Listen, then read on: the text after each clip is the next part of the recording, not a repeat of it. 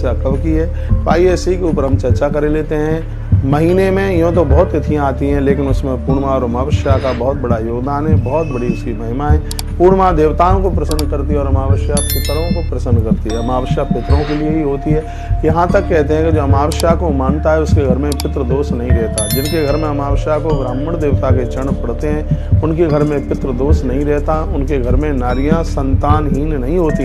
यह इतनी बड़ी महिमा है। पूर्णिमा मंत्र जपने के लिए, किसी शुभ कार्य के लिए बहुत ही ज़्यादा विशेष बताई गई है। मैं आपको निवेदन करना चाहूँगा, अमावस्या तो ऐसी है कि जिस दिन घर में रह के पूजा पाठ और पूर्वजों के लिए, पितरों के लिए सब कुछ किया जाता है। बहुत तरह से तो लोग अमावस्या को घर के बाहर तक नहीं निकलते। अब के बार जो अमावस्या है, मौनी अमावस्या है, यह मौनी अमावस्या 18 जनवरी को पड़ रही है। 18 जनवरी को यह महापर्व मनाइए। और श्री प्रयागराज में मौनी अमावस्या का 18 जनवरी का स्नान भी है। मैं उस दिन वही हूँ। कहाँ? मैं श्री प्रयागराज में हूँ, क्योंकि तुलसीवन आश्रम का अखंड भंडारा 14 तारीख से लेकर के 1 फरवरी तक चालू होने के लिए जा रहा है, तो मैं बिल्कुल वहीं हूँगा।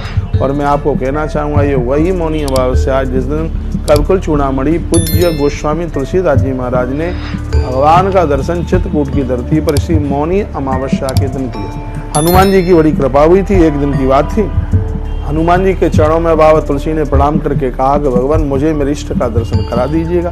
तो गोस्वामी जी ने कहा कि भगवान तो प्रातः ही निकलते ही हैं रोज, अब मैं कैसे पहचानूं? का भगवान घोड़े पर बैठ करके जाएंगे, देख लेना। दूसरे दिन की बात थी कि भगवान निकल गए, लेकिन बाबा तुलसी नहीं पहचान पाए। हनुमान जी प्रकट हुए, कहा क्या हुआ, तुमने दर्शन नहीं किए? कहा मैं तो समझ ही नहीं पाया।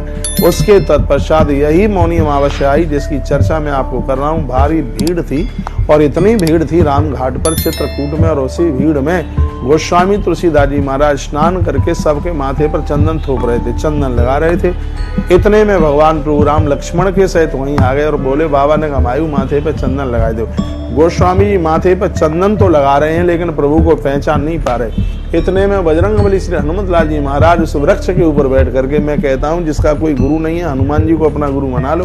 तो हनुमान जी ने क्या कहा, चित्रकूट के घाट पर भई संतन की भीड़, और तुलसीदास चंदन घिसे तिलक देत रघुवीर। जैसे इतना संकेत किया, बाबा तुलसी शरणों में गिर पड़े प्रभु के में। उसी समय भगवान ने प्रत्यक्ष प्रकट रूप से गोस्वामी तुलसीदास जी को दर्शन दिया। बाबा तुलसी के ऊपर ऐसी अहित की कृपा हुई है।